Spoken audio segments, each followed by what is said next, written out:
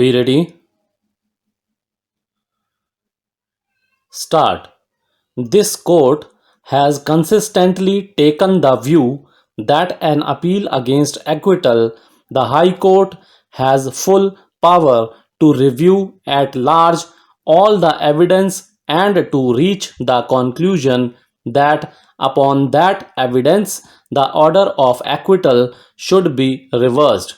There are no fetters on the plenary power of the appellate court to review the whole evidence on which the order of acquittal is founded, and indeed it has a duty to scrutinize the probative material de novo, informed, however, by the weighty thought that the rebuttal innocence attributed to the accused having been converted into an acquittal, the homage of our jurisprudence owes to individual liberty constrains the higher court not to upset the finding without very convincing reasons and comprehensive consideration.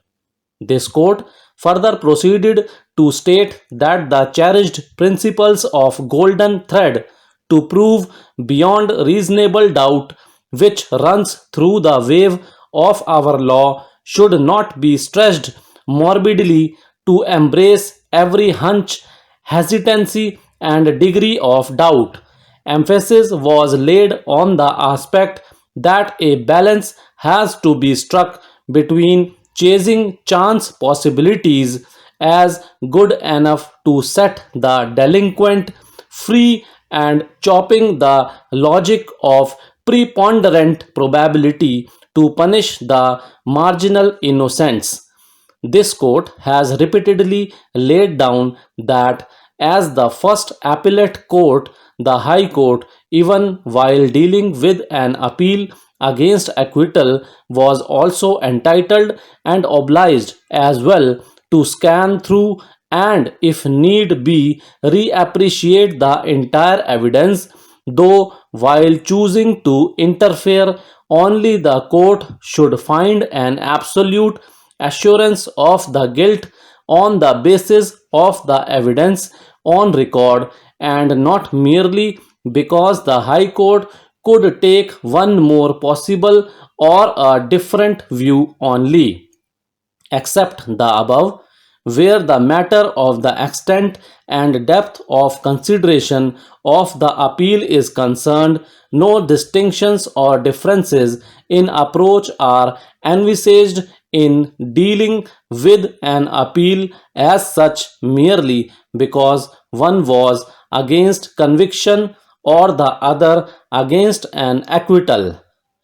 When eyewitness is examined at length, it is quite possible for him to make some discrepancies.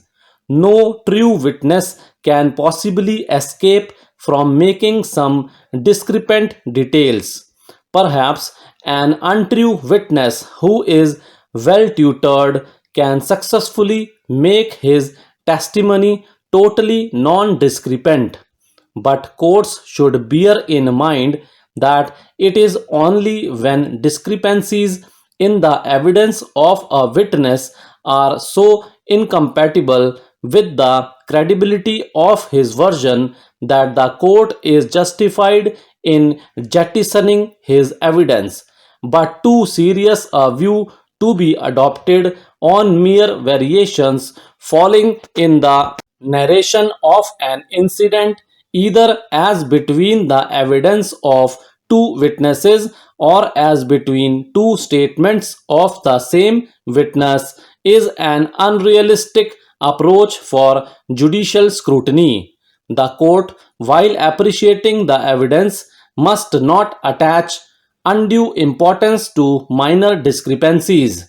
The discrepancies which do not shake the basic version of the prosecution case may be discarded. The discrepancies which are due to normal errors of perception or observation should not be given importance.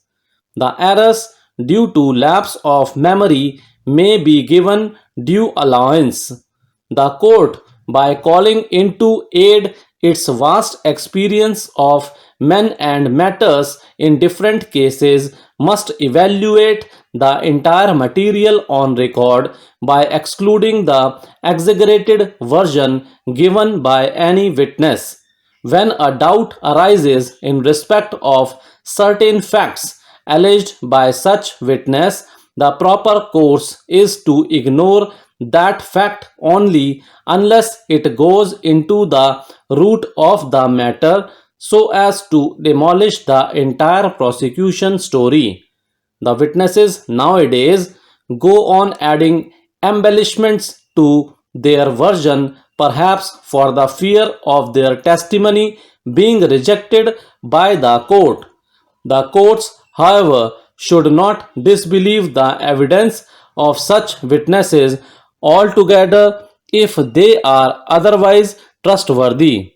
Judged on the aforesaid principles of law, we are of the considered opinion that the learned trial judge had given unnecessary importance on absolutely minor discrepancies which do not go to the root of the matter, and the High Court has correctly treated the analysis to be perverse.